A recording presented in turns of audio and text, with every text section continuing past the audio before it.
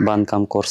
सगळं शिकायला मिळालं. फरशी कशी बसवायची, भांडं कसं बाथरूमचं बसवलं जातं. रोज मध्ये गेलो तो काय 400 रुपये भेटायचं. हे घरी मध्ये गेलो तर 450 ते 500 रुपये. विटा टाकायला जायचो, रेती चढवायला. बिगारी काम म्हणजे ना सकाळपासून 9 वाजेपासून तर 6 वाजेपर्यंत ते चालूच राहायचं. पण आता शिक्षण केलं का नाही आम्हाला तेच तरी कोर्स झालं ना, त्याच्यामुळे आम्हाला 1000 रुपये रोज भेटतो. काही टायमाला 1100 भेटतो. जेवढं 500 रुपये रोजात दमायचं माणूस तेवढं 1000 रुपये रोजात दमत नाही.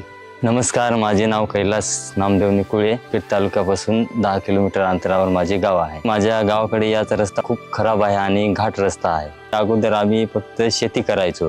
जेणेकरून सकाळी उठायचं आणि बैल वगैरे बांधायचे. नंतर आपलं शेतीचं काम चालू. जेव्हा फर्स्ट टाइम आमच्याकडे स्वदेश फाउंडेशन ही संस्था आली का, जेणेकरून आम्ही जे शेतीचं काम करायचो तिच्यामध्येच काही भर पडेल हे हिशोबाने एखादा म्हणजे स्किल शिकून, जेणेकरून तुम्ही 2 पैसे शेतीचं काम पण आणि ते पण दोन्ही कामं होऊन तुम्ही पैसे कमवू शकता, असे ते आम्हाला आयडिया दिली. पहिल्यांदा स्वदेश फाउंडेशन आलं, नंतर उद्योग वर्धिनी संस्था आली. त्यांनी आम्हाला असेच कोर्स सांगितले. गवंडी झाले, प्लंबर, सोलर पी इन्स्टॉलर हे एक सांगितलं. तर मग आम्ही विचार केला का भविष्यामध्ये सोलरची खूप काही गरज आहे किंवा त्याची खूप काही मागणी चालू आहे. सध्या तेच खूप इन्स्टॉल होत आहेत. तर मग आम्ही ते शिकायचं ठरवलं. 25 पोरांची बॅच होती आमची. आम्ही तो कोर्स केला. आम्ही गावामध्ये महिनाभर ट्रेनिंग घेतलं आणि प्रॅक्टिकल करायचं होतं. ते आम्ही डायरेक्ट नाशिकला गेलो आणि तिथं 15 दिवसाचं प्रॅक्टिकल घेतलं. जेणेकरून आम्हाला खूप काही शिकायला भेटलं. प्रत्यक्ष आम्ही हाताखाली काम केल्यानंतर आम्हाला सोलर म्हणजे मेन गोष्ट काय आहे ते माहीत पण नव्हतं. ऑन ग्रीड कशी सिस्टीम राहते, ऑफ ग्रीड कशी राहते हे बिलकुल आम्हाला माहीत पण नव्हतं.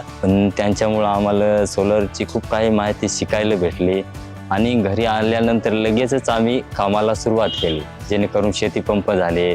नाशिकमध्ये काही पालघरमध्ये असे आम्ही शेतीपंप म्हणजे फिट करायला सुरुवात केली आणि काम पण आता आम्ही कुठं पण जाऊन करू शकतो. एवढा खूप काही उद्योगवर्धिनीमुळं आमच्यामध्ये बदल झालेला आहे. उत्पन्न म्हटलं तर पहिला आम्ही महिन्याला कमवून 5 ते 7 हजार रुपये कमवायचो समजा बाहेर पडलो तर. पण आता जर आम्ही सोलरचे कामं करायचे ठरले तर आम्ही 15 ते 17 हजार रुपये कमवू शकतो महिन्याला.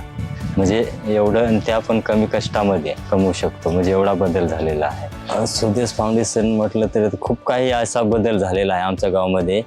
स्वदेश फाउंडेशनमुळं आमच्या गावामध्ये लोक एकत्रित आले. त्याच्यामध्ये आम्हाला जे पिण्याच्या पाण्याची गैरसोय होती ती सोलर पंपाद्वारे तिकडे नदीवरतून पाणी, तिथं लाईटची वगैरे सोय नव्हती. सोलरमुळेच पाणी आमच्या गावात आलं. तिथून त्याच्यामुळे स्वदेशमुळे म्हणजे पिण्याचा पाण्याचा मेन प्रश्न आमच्या गावाचा होता तो. जे शेततळे बनवले त्यांनी, त्याच्यामुळं आम्ही मोगरा लागवड वगैरे करतो. त्याच्यामुळं आम्हाला जे बाहेर जायची गरज पडत नाही. काम असलं तेव्हा आम्ही शेतीचं करतो आणि नसलं तेव्हा आम्ही सोलरचे काम करतो. म्हणजे शेती करून आम्ही ते काम करू शकतो. म्हणजे एवढा बदल स्वदेश फाउंडेशन आणि उद्योगवर्धिनी याच्यामुळे आमचा झालेला आहे. Hi, Udyogvardhani has partnered with Swadesh Foundation for last 3 years now. In last 3 years, they have trained more than 3,000 of our youth from the communities across Raigad and Nasik. As a partner, Udyogvardhani has brought in their own expertise by bringing in industry-led modules and onboarding industry professionals as trainers. I would want to take this opportunity to appreciate the efforts put in by Udyogvardhani and its team in making the mission successful.